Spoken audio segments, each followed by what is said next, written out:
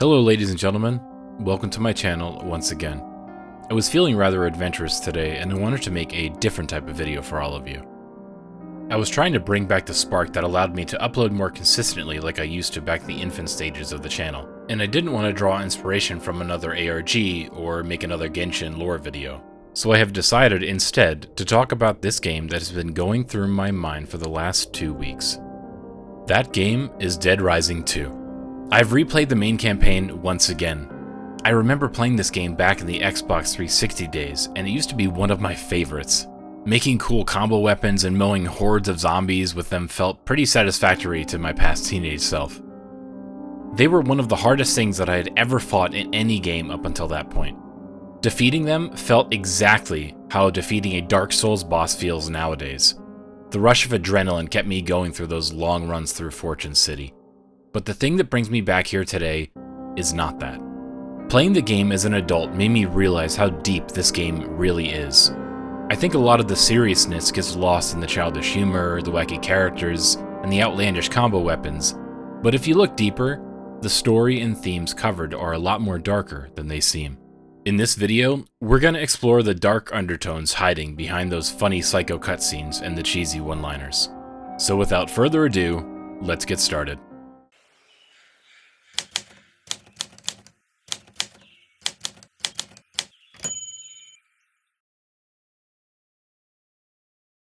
During the first few minutes of the game, we meet Chuck Greene, a single father trying his best to provide for his daughter. You can sense the conflict that he's going through. Anyone working a 9-to-5 job can relate to him pretty easily. As we see during the game, Chuck is quite the handyman. That gives an indication that his true passion was being something akin to a mechanic or an engineer of some sort, but traded that life to be an entertainer to keep up with the cost of raising a daughter in that crazy world. But it's not just the cost of usual human maintenance, it's also the Zombrex, the only thing keeping her from turning into the very thing that robbed Chuck of the love of his life. Chuck is no stranger to the zombie menace. His wife perished in Las Vegas during a previous outbreak. Even though the zombies don't pose a threat to him as a capable individual, they took the love of his life. It is understandable that he would have no problem killing the zombies with such cold blood. He doesn't fear the zombies, and they would do good to fear him. However, he doesn't hold a particular hatred towards them, unlike the people that surround him. The other participants seem to have a selfish reason to participate in the charade. One in particular, Leon, stands out as a particularly sadistic individual. What surprised me is how realistic this particular interaction was portrayed, how mundane it felt. He doesn't feel like the same Leon that commits horrible murders during the outbreak. His attitude being more of something that you would expect from an annoying rival, and what they would say before a competition. We also meet the twins, which have a similar kind of interaction with Chuck.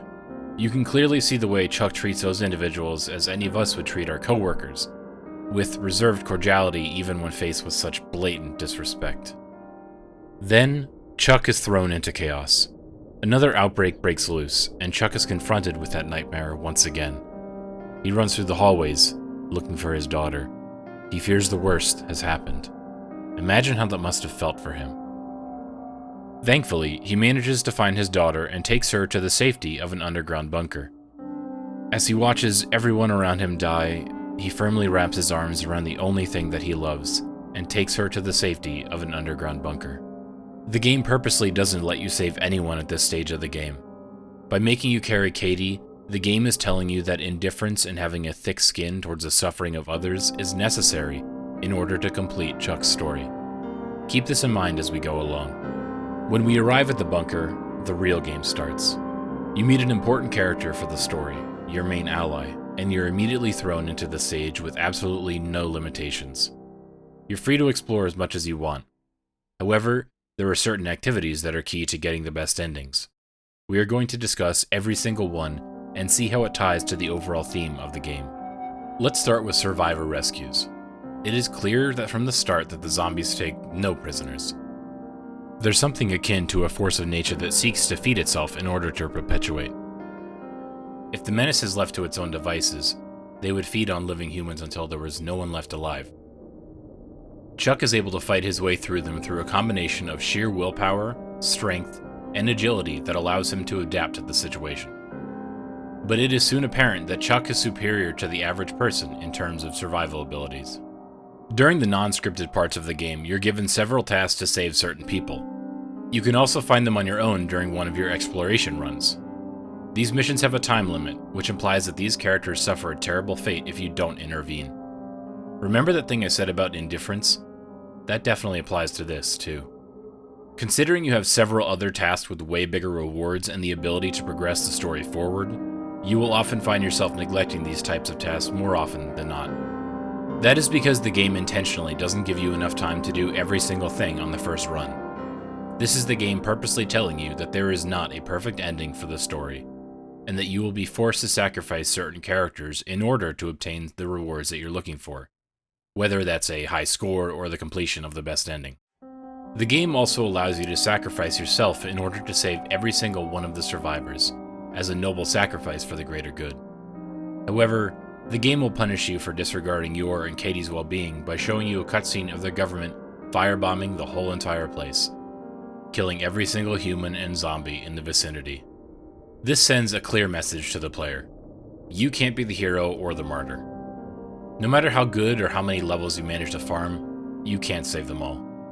And some of them are harder to save than others, so you often find yourself sacrificing some of the more vulnerable survivors just because they're not as capable as some of the others and they're making your life harder. This all relates to another type of mission that the game will throw at the player, the psychopath boss fights. During hard times, there's always bad people trying to get an upper hand by undermining the situation of everybody else.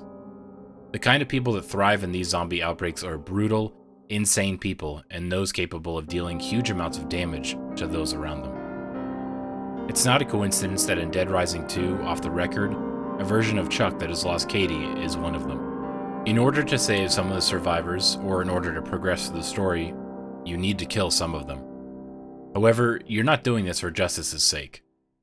This is made apparent during the cutscene where Chuck tries to reason with them in order to take them back to the safe zone. You can even save a particular psychopath after the encounter. This design choice was made that way in order to show how hard it is to judge someone's moral character when faced with a hard situation. Some of them were bad people even before any of this had happened. Some of them had flaws that were amplified by the zombie outbreak, and some of them are doing it out of the need to survive. Then, there's the race for Zombrex. This scarce resource is one of the driving forces behind some of the player's actions. This med is used to keep infected people from turning into a zombie. Katie is found among those accursed with this condition, and she's forced to take Zombrex every day. The supply of Zombrex was already limited during normal conditions, but the situation got worse during the outbreak. Now, Chuck is forced to either scrounge for it in the dark corners of Fortune City, or pay increasingly prohibitive prices for it at the shop.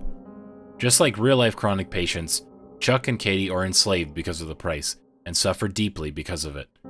It causes him to have to participate in terror as reality, which is what caused him to get blamed for the outbreak in the first place. This takes us to the main storyline of the game. Instead of making a summary of the game's story, I prefer to talk about the human characteristics that drive most of the villains in the story, because that is the best way to ascertain what the game says about society and human relationships in the modern ages. All through the story, we see several people die or get severely hurt for following their passions to an extreme. The fact that this game is set in a gambling city similar to Las Vegas should tell you that this was a deliberate choice by the narrative team of the game in order to make a commentary on desires. Rebecca, even though she's not an antagonist, falls prey to her curiosity and her greed for the scoop of the century. TK's actions seem to be driven by a mixture of lust, greed, and pride. Sullivan is the hardest antagonist to decipher, because he is the one we interact with the least, but he seems to be driven by greed. Then there's Phenotrans, the company that caused the outbreak. They caused the outbreak because of two things: to create fear in society and new patients that will buy their Zombrex for the rest of their life, and to harvest the bees that live inside of the zombies. It turns out that the only way they could fabricate Zombrex was to harvest them from their own zombies. This implies that as long as there's a need for Zombrex, the zombie outbreaks are going to continue to happen, and that this destructive cycle requires the sacrifice of thousands of people in order to maintain order in society. This is what lies at the core of Dead Rising 2, a deeply nihilistic society predicated on the sacrifice of thousands of innocents, where the only way they see to escape that nightmare is excess and vice. where bad people are free to terrorize everybody else and the average Joe is the first to fall. Even strong people like Chuck are forced to mind their business, protect their loved ones, and pray that they're not in the wrong place at the wrong time. Ladies and gentlemen, that's all I have for you today. I recommend that each one of you check out this game and experience it for yourself.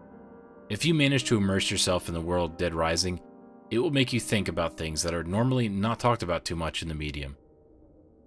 Games like this push the whole industry towards the future and help present video games as a legitimate form of artistic expression. I really hope you enjoyed this experimental video. I'm not used to making video essays just like this one, so there's probably some things that I could have improved on, but if you like the format, please like and subscribe to let me know. I really appreciate everything. See everybody in the next video. Bye.